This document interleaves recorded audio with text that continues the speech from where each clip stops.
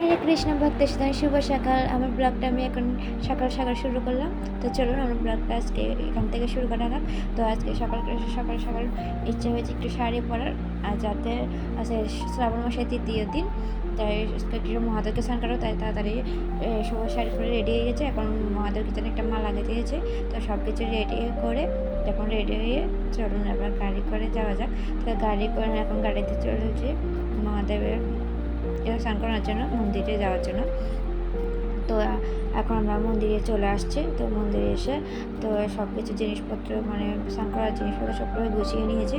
তো গুছিয়ে নেওয়ার পরে এখন যাবো মহাদেবকে স্নান করার জন্য।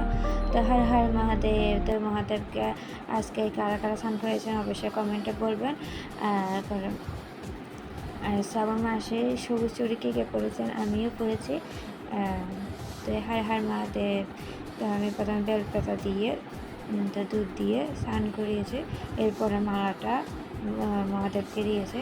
তো মহাদেবকে দেওয়ার পরে ওখানে ফ্যান চলার কারণে প্রদীপ ভালো করে ধরাতে পারিনি, তাই এক পাশে এসে ধূপশালা ভগবানকে নিবেদন করছি। আমি প্রদীপও নিবেদন করেছি। তো নিবেদন করার পরে আমরা কিছুক্ষণ মহাদেবের সামনে বসেছিলাম প্রদীপ দেখানোর পর, এবং নন্দীর কানে কানে কিছু একটা বলেছি। তো নন্দীকে বললে আবার মহাদেবকে বলা হয়। তো এরপর আমরা কিছুক্ষণ জপ করলাম। জপ করার পর আমরা বেরিয়ে গেছি আবার মায়াপুর মন্দিরের উদ্দেশ্যে। তো আজকে তো মন্দিরে যাওয়ার পথে নেমে দেখতেছি মহাপ্রসাদ খিচুড়ি দিচ্ছে। তো খিদা লাগছিল, সকালে নির্জলা উপবাস করে মহাদেবকে স্নান করিয়েছিলাম, তাই খুব খিদা লেগেছে। একটু খিচুড়ির প্রসাদ গ্রহণ করলাম। গ্রহণ করার পর আমরা চলে গেলাম মন্দিরে যাওয়ার দেখি গুরু মহারাজ আসছে হঠাৎ। গুরু মহারাজের দর্শন পেয়ে গেলাম। জয় গুরু মহারাজ কি জয়। তো গুরু মহারাজ ভগবানকে প্রদীপ নিবেদন করছিল। এরপরে চলে গেছে রাধা মাধবের সামনে। রাধা মাধব দেখে গেলাম গুরু মহারাজ আবার এসে ভগবানকে প্রদীপ নিবেদন করছে। তো আজকে একটা বিশেষ দিন ছিল। এটা হচ্ছে গোপীদের একটা কাহিনী নিয়ে আজকে একটা বিশেষ দিন। তো এই ভিডিওটা আমি আলাদা করে দিব আপনাদের কাছে।